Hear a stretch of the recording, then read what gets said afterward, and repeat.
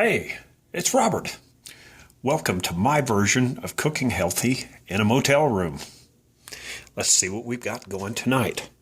First, we're going to need what I like to do is start with a protein type item. And what I've got here is a package of chicken. Yesterday I bought a whole package. Well, I bought a whole chicken is what I did, and I brought it back here, carved it up, and took the skin off of it and all the fatty parts, threw all that away, and ended up with probably about 10 or 12 ounces of really nice lean meat off it, maybe a little bit more than that. And ate half of it last night and put the rest back in the tray, paper towel on the top, and had it in the motel refrigerator all night. And here's one important thing about doing stuff like that. You got a little process thermometer. Focus. There we go. 38 degrees. And that's fine. You never know what a motel refrigerator is going to be, so that's a good little tool right there. You need a process thermometer, and in my case, I'm going to use this as a little oven for the chicken so it doesn't get all stringy and dried out as it's cooked. And this is just from Walmart. It's a nesting set, a plate and a bowl, and I call them nesting because look at that, the bowl fits right into the middle center portion of the plate, and it makes like a little oven. The other ingredient is a rock from the parking lot, and I just went out and picked this up because last night my chicken did get a little bit on the dry side because the little oven kept percolating up. So here's where it could get exciting. We're going to start out with taking this rock. We're going to make sure that it's dry and that it's not going to explode with our chicken in there. If it's going to explode, we want it to do it now. Some rocks will explode when they're microwaved. Let's give that about 3 minutes. This is where it could get exciting. Things could get really hot really fast. So we're going to back away from the door, back away from the microwave, and we'll give it 3 minutes and just see what happens. Well, the rock didn't explode, but it did get very, very hot, as evidenced by the bottom of the styrofoam container it was sitting on. So, lesson learned there.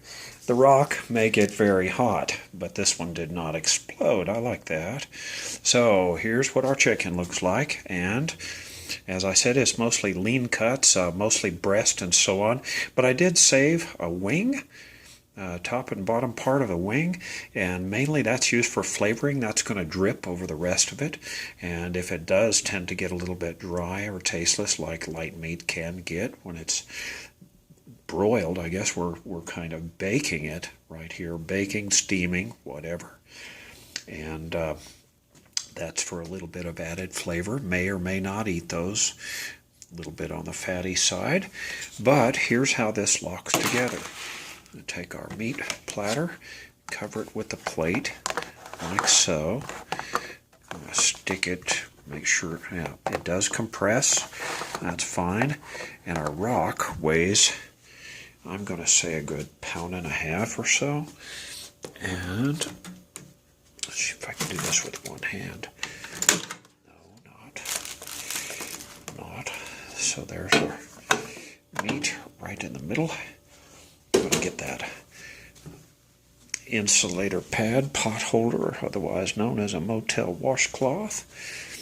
Take this already very hot rock and put this with another pot holder on top of that plate. Good, and that holds everything together. So what could possibly go wrong? Let's crank that up to about 3 minutes. That's on high, and as soon as I smell the chicken cooking or starts making violent noises, I'll pull it out. Okay, so at a total cook time of 5 minutes, we've only achieved, let's see, it's not going to focus for you this time too well. Sometimes it does that. Well, anyway, at this point, I'll read it for you. It says 142 degrees. That's not hot enough. On chicken, we want to see 160 degrees, 160 to 165. So that was 5 minutes. That's when I first smelled chicken cooking.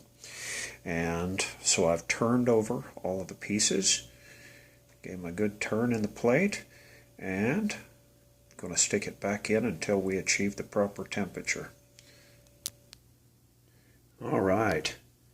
Now, I gave it 3 more minutes. I think the rock actually affected the cook time a little bit. Now we've got a total, we got 172 degrees, slightly overdone, but better slightly overdone than underdone, huh? Wouldn't want to get a disease of some kind while out here on the road.